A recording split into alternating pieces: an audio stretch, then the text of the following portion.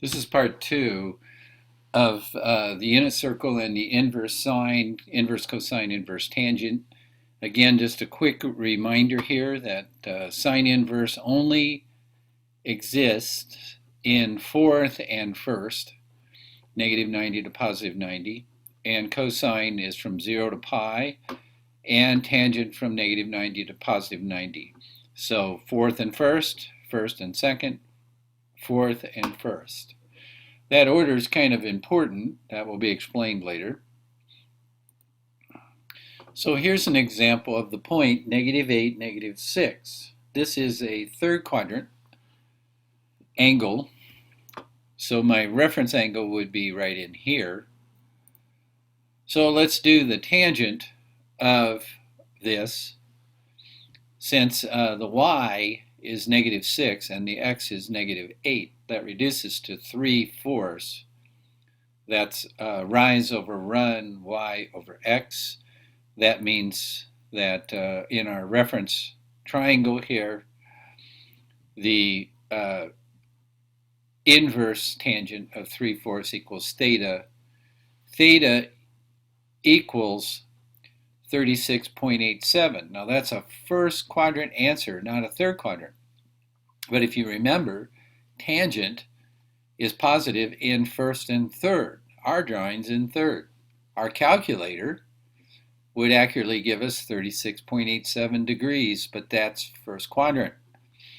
So then, also to determine r squared, actually this should be r squared, r would be 10 on this reference triangle. So as that works, this negative 8, yes, it would be negative 8, and negative 6 are the points, the xy points, and 10 is the hypotenuse. And now let's try this with sine. Same problem, but with sine, sine is negative 6 over 10. I'm looking at the diagram now. Let's go back and look at that. The diagram is opposite, which is negative 6 over hypotenuse, which is 10, would be third and fourth quadrant. And we have a third quadrant drawing. So I'd want to look that up. Let's say I only knew sine, so and not tangent, just sine. So I would have negative 3 over 5, reducing 6 over 10. And I look it up and I would get negative 36.87. Well, that is fourth quadrant. My drawing was in third quadrant. Wrong quadrant. So I have to correct it. I take the 36.87, which is the reference angle in fourth quadrant,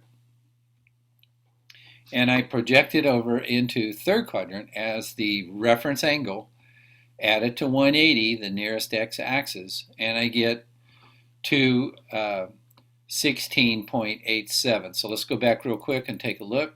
Right here, you can see 216.87. This was the 36 degree reference angle that was over in here.